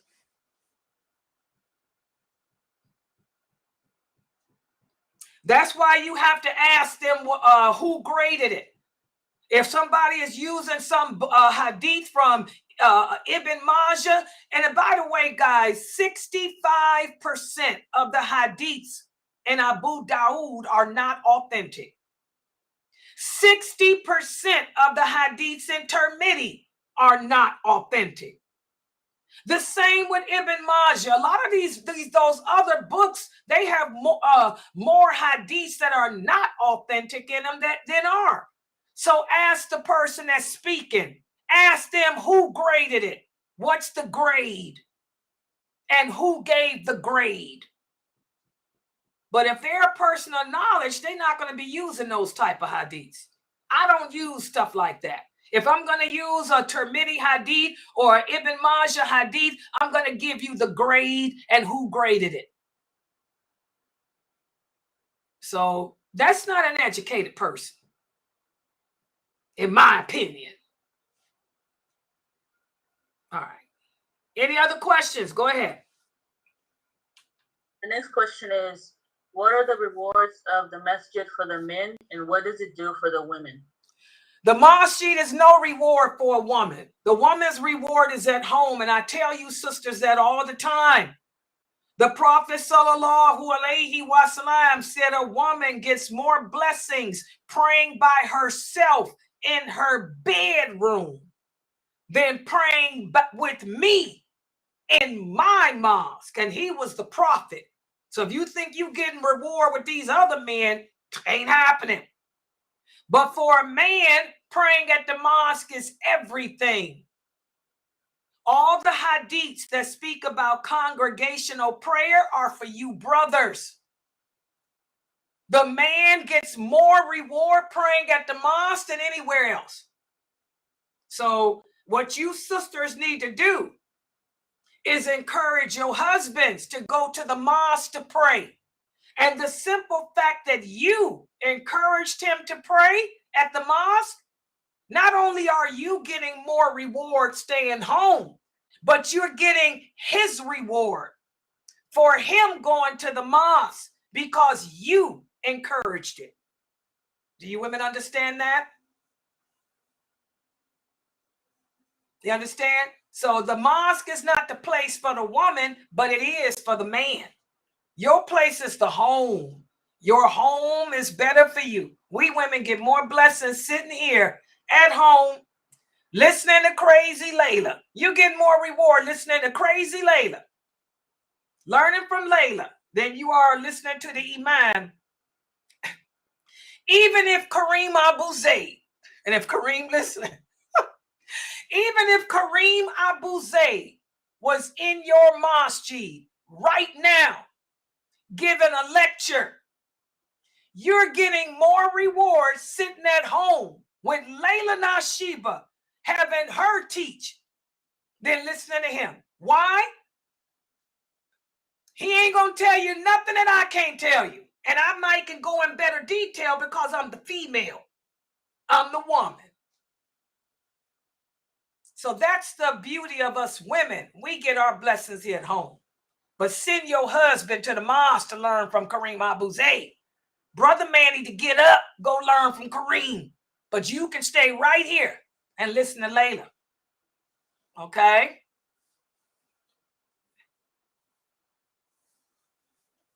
Yeah. All right, go ahead, sister family. Yeah. Okay, this other question is anonymous. My kids go to other relatives' home and see that they celebrate birthdays, and they come home and expect me to celebrate their birthdays. How do I deal with this? You deal with the same way my mother dealt with it with me. I grew up in the 60s, guys. Civil rights era. Scary time here in America. I was scared as a child because of the racism and segregation, and it was crazy, the 60s. And I was the only Muslim. You know, in my school, we didn't have Muslim schools, and I was never, let me make this point, I was never part of the nation of, I was never an Elijah Muhammad. No, I ain't never believed nothing but Muhammad ibn Abdullah, Dor Rasulullah, sallallahu alaihi wasallam. So I grew up in some bad times. I was Muslim, Sunni, Salafi, okay? And I remember I felt weird as a kid. I was 7, 8. The kids doing Christmas. Rudolph the Red-Nosed Reindeer used to come on TV. Y'all remember Rudolph with the red nose? Frosty the Snowman? My mother wouldn't let me watch no Frosty the Snowman. You know, to this day, I've never seen Frosty the Snowman. My mother said, it ain't gonna be none of that kaffir crap in this house. And we had black and white TVs back then, too. No Frosty the Snowman, no Rudolph the Red-Nosed Reindeer, no Mr. Jingling. How you jingling? None of that crap. And I say, why come the other kids get presents for Christmas and I don't? My mother said, because you a Muslim. Why come I can't have a birthday party? Because you a Muslim. Do you worship yourself? My mother said, or do you worship Allah? Do you believe that some big fat man gonna come down this chimney and bring you some presents? Or do you believe that everything good that happens comes from Allah? See, you gotta teach your children. The children understand too, guys. I was 6, 7, 8, 9. I understood. I would go to school and tell the kids, I don't celebrate Christmas. I don't celebrate Thanksgiving. I don't celebrate Arbor Day. Ain't no Rudolph the Red-Nosed. No Frosty the Snowman. I don't even play with Barbie dolls. No Barbie dolls. No Ken. None of that dating program. They had games called, y'all remember that game? Your Mystery Date. No mystery date. None of that. I had a Mr. Potato Head. That's about it. And I had a slingy. Slingy. You know, you have to tell your children. You'd be surprised how children are receptive. They're more receptive than adults are because the fitra is in their heart. And that fitra is awakened for them. It only starts to die out as they get older, because of what you indoctrinate them with. So you just tell them, we don't celebrate birthdays because we're a Muslim and our allegiance is to Allah and to the religion of Islam, not to Kafirism, like my mother told me. Don't nobody worship you because you was born. What makes you think you deserve a present because you came in this world? Did you make yourself come in? That's what my mother told me. I said no. And I was like, you're right. I don't deserve no present. I don't care. So just come out and tell your children. Back in the 60s, our parents told us. And we didn't have a problem with it. We accepted it and kept it moving. And we didn't even have any Muslim schools back then or Muslim restaurants. And I was the only Muslim, subhanAllah, in my whole school. Nobody knew what a Muslim was. They called me the flying nun. Oh, yeah, I was the 60s. I was Sally Field. Here comes the flying nun. Yep, the flying nun. SubhanAllah. So just tell them.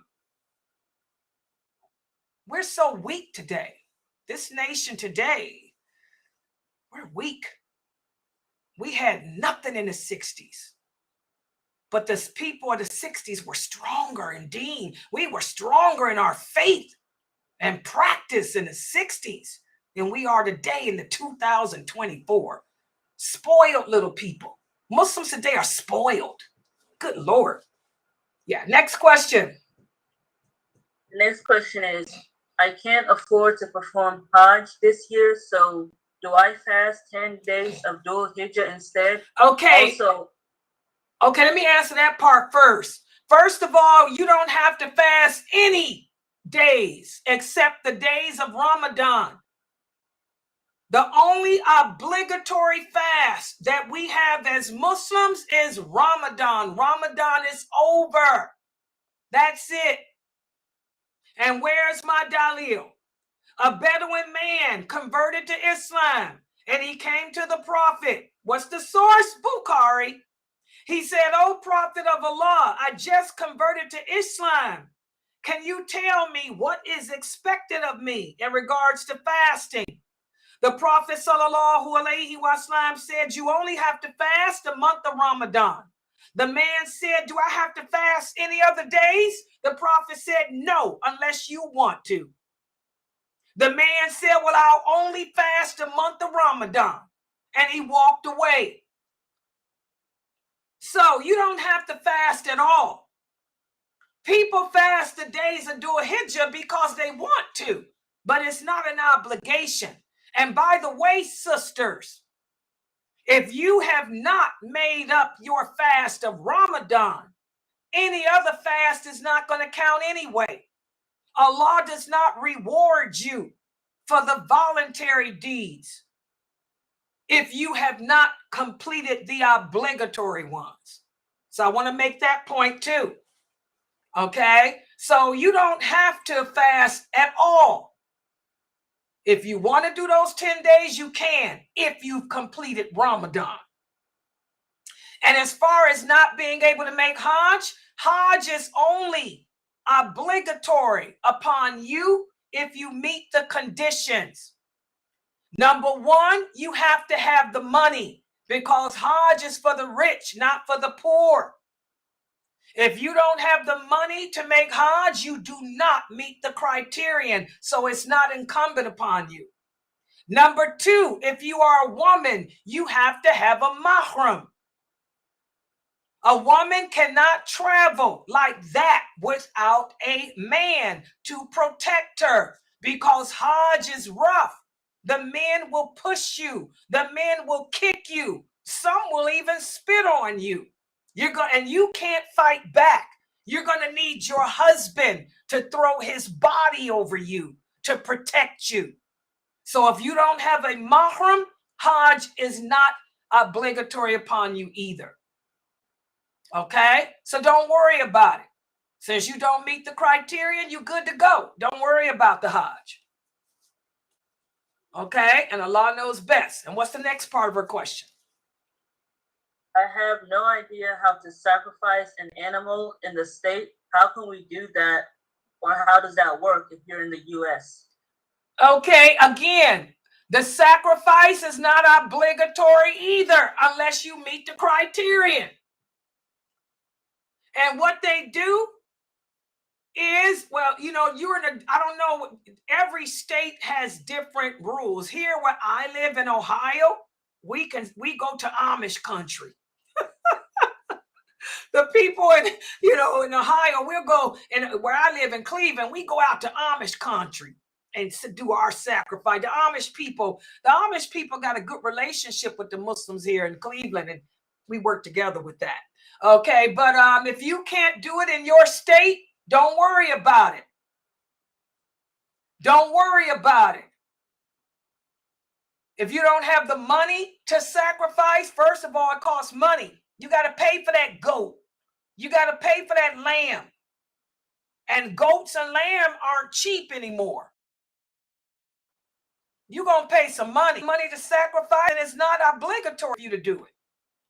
But if you do have the money to sacrifice, if you want to do the second part of your question, which is send the money to sacrifice for someone else in a different place, yes, you could do that.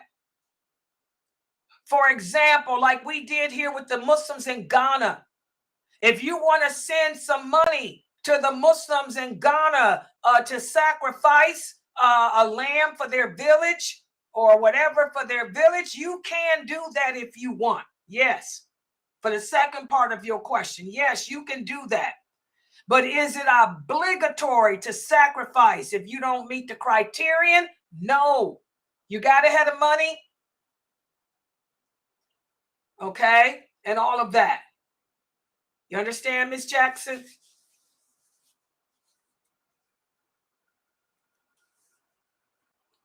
Does that get your question?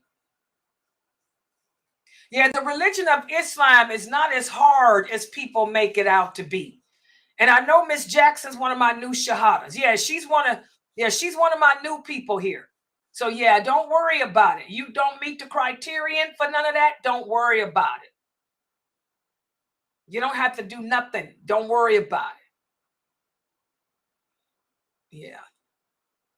Yeah, make up your days from Ramadan though. And by the way, sisters, you only have until the beginning of next Ramadan to make those days up. And the thing is, you don't know how long you're going to be living. You might die. Fall and hit just head on a piece of cornbread. Ain't that what Mary Mack did? You know, Mary Mack. She was dressed in black. She fell and hit her head on a piece of cornbread and she died. 1960s. Y'all remember Mary Mack? I heard of that. Remember that? Oh, Mary Mack, all dressed in black. Remember that? Oh, yeah. So make those days up. And by the way, guys, keep track of how many days you have to make up, because should you die, your husband or your children or your friend can fast those days for you, because all debts that we owe to Allah, you know, that's a debt that can be paid off by your family by making them days up. But keep a track of the days you got to make up from Ramadan, because you never know, you might do like Mary Mack, be dressed in black and fall. Yeah. Okay, go ahead. Yeah, go ahead, brother. This last question here. Majority of the people say it's not permissible for sisters to wear makeup outside the home, especially not in front of a non-mahram man. What do you have to say about this matter? We still get this same, I just answered that question. I tell y'all, these brothers coming here with the same crap. Is Islam based on the majority of the people? First of all, guys, I want to remind you, the majority of the people will be in hell. Did y'all know that, brothers? The Prophet sallallahu alaihi wasallam said, out of every 1,000 people that you know, 999 of those people will be in hell because of what come out their mouth, mostly. So do we care about what the majority of people say or do? This is a question I want y'all to know. And by the way, most of you do not know who the people of knowledge are. Don't say that, because I don't know anyone who has knowledge that says makeup is haram. Y'all got to remember, these people y'all listen to in America are not people of knowledge. Most of them are Mu'tazila, who don't even believe in the Qadr of Allah. I know a lot of people of knowledge, and I don't know any of them that says makeup is haram. So your people may know more than you, but they ain't nobody that anybody else would reverence. Because again, Islam is not based on a majority of people. Islam is based on only two sources, brother. The Quran and the authentic hadith. Number two, the Prophet sallallahu alaihi wasallam said, what's the source? Bukhari. He said the lawful and the unlawful in regards to Islam has been clearly defined by Allah. If something is unlawful, there will be a nas or a verse from the Quran or a nas, which means verse from him saying that it's unlawful. If there is no nas, no clear nas from the Quran saying that something is haram, then that means it's good and clean, which means it's lawful. And the prophet said, you have to learn to accept what Allah says is lawful. So now, anybody that tells you that it is haram for a woman to wear makeup outside the house, they have to bring the verse from the Quran that says the women of this nation cannot wear makeup outside the house. That's clear. Or they have to bring the hadith where the Prophet Muhammad said, the women of this nation, including my wives and my daughter, because there are a bunch of hadiths about his wives and daughter wearing makeup. I gave y'all some. So whoever you think is people of knowledge, where's their dalil, Brother Jay? As Muslims, we don't argue this religion. We don't debate it because the lawful is clear and the unlawful is clear. So I don't know who you listen to, who are your people of knowledge. But my people of knowledge know that if something is haram, they have to bring the clear proof. So where's the proof of these people? Can you bring me any authentic verse from the Quran or any authentic hadith that forbids a woman to wear makeup outside the house? I challenge you. I challenge you. There is no such verse. There is no such hadith. So I don't know who your people of knowledge are. They must not be too knowledgeable. Like the prophet said, most people are going to be in hell. Hello. Drop the mic. Next.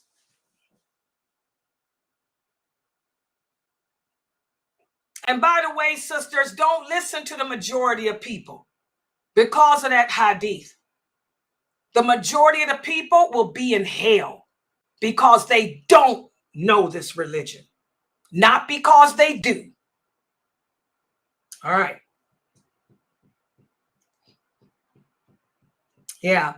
Yeah, these are the brothers. I get those brothers that come in here with this every time. I did this. I did the Jamali, y'all. Jamali always does the testimony of faith. Friends, no, I did the Jamali.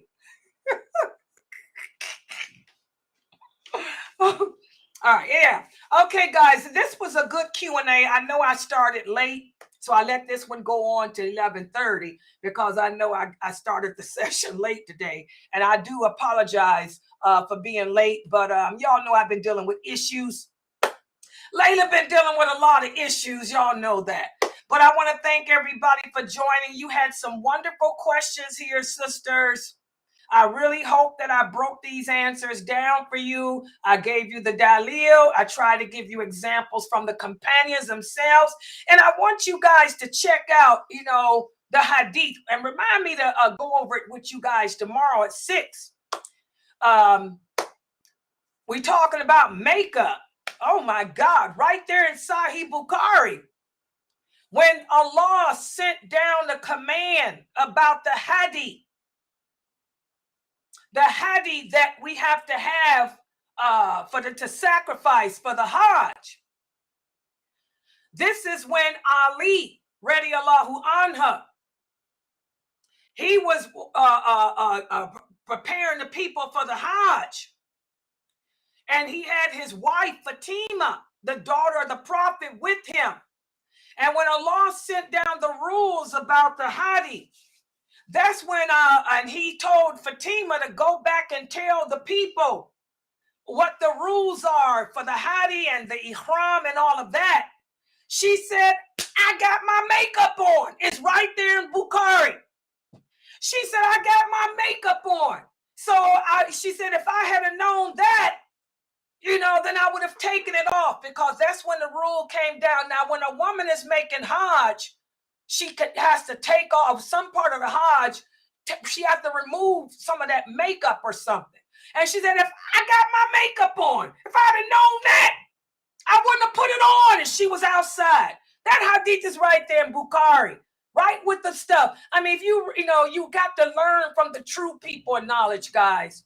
Just because a person calls himself a person of knowledge don't mean he is. Until they learn them hadiths, they ain't a person of nothing. Okay? And don't come at me with that stuff, because I know them hadiths, subhanAllah. And by the way, we're going to discuss that hadith tomorrow. Let me write that down. Y'all were supposed to remind me about the hadith. Let me write this down, the hadith, because it was a brother here that wanted to know about. Yeah, I'm writing it down now. I'll put that together for tomorrow for the brother. Brother, I wrote it down. Is that Brother Ibrahim in here? I got it written down. I'm going to stick it on my computer so I can go over that hadith with you tomorrow from Bukhari. I forgot about it until this person here asked about that. Yeah, I'm going to put it right here on my computer. He was talking about the hadith. The hadith. Yeah. All right, guys. So tomorrow we have Dr. Asim. Dr. Asim's class is at 4 p.m. Eastern Standard Time.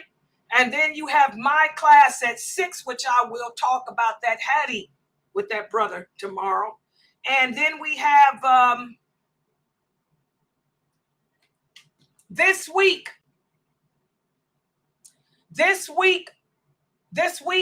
I'm going to finish up the book of Prohibitions of Imitation from Sheikh Adley's book. We're going to finish that book this weekend, because next week, Dr. Dramali, and by the way, Geechee, get on it. Dr. Dramali will begin his series on the Tafsir of Surah Nisa for you guys. That's going to replace the class on Prohibitions of Imitation. All right? Okay, guys, I'm going to log out for right now. Inshallah, I'll try to put this video out tonight. You guys, and don't forget, Brother Ibrahim, I got it written down. I'll go over that hadith with you. I'm going to put it together tonight, because I ain't sleepy. I can't sleep. All right. Okay, so I'm going to close out for tonight. Subhanakallahumma wa bihamdika, ashhadu an la ilaha illa anta, astaghfiruka wa atubu ilayk. Everybody have a good night.